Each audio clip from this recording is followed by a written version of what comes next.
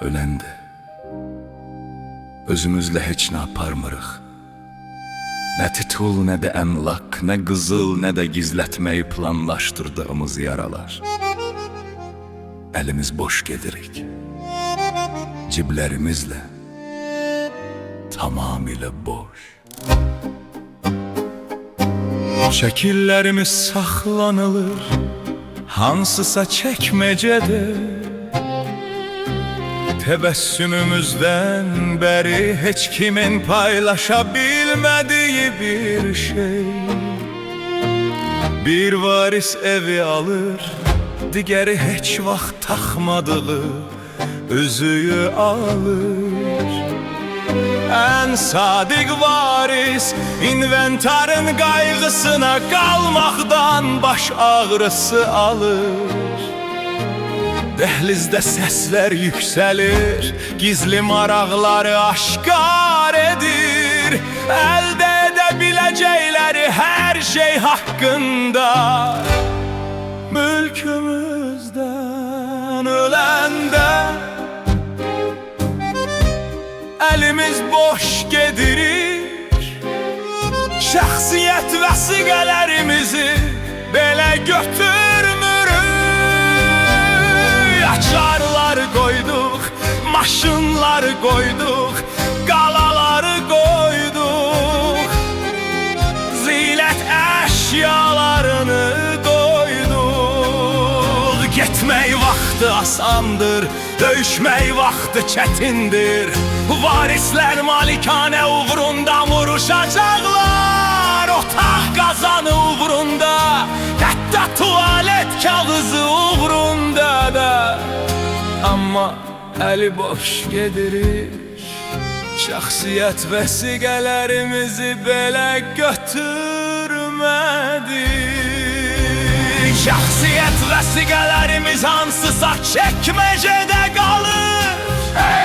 Şəklimiz zamanla solur, hər yerdə qalır. Sahib olduğumuzu kim xatırlayacaq?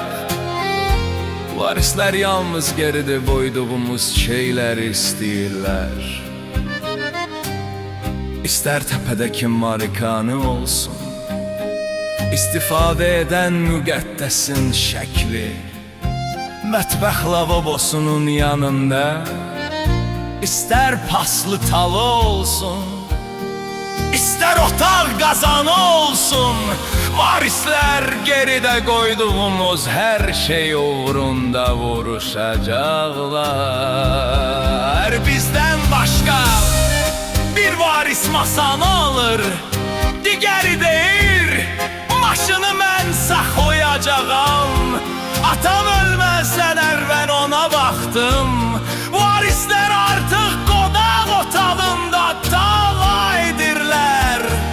Dəfnin mərasimimizdən əvvəl onlar yırtıcı qarğalar kimi görünürlər.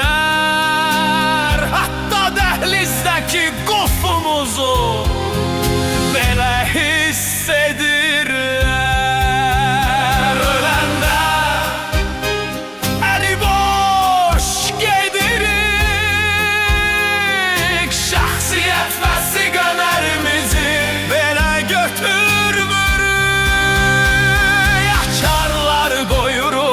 Maşınlar qoyuruq, qalaları qoyuruq, zinət əşyalarını qoyuruq.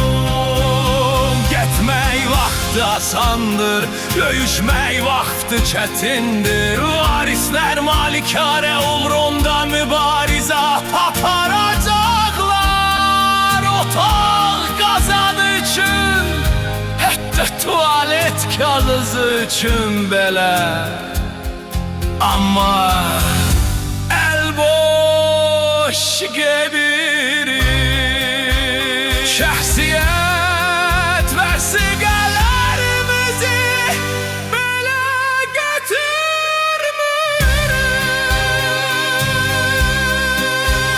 İstər möhtəşəm saray olsun, İstər kiçik bir daxma olsun, Varisler her şey için dava edecekler. Barışıdı yoktu. Onlar öz paylarını istəyirlər. İndi her şey istəyirlər.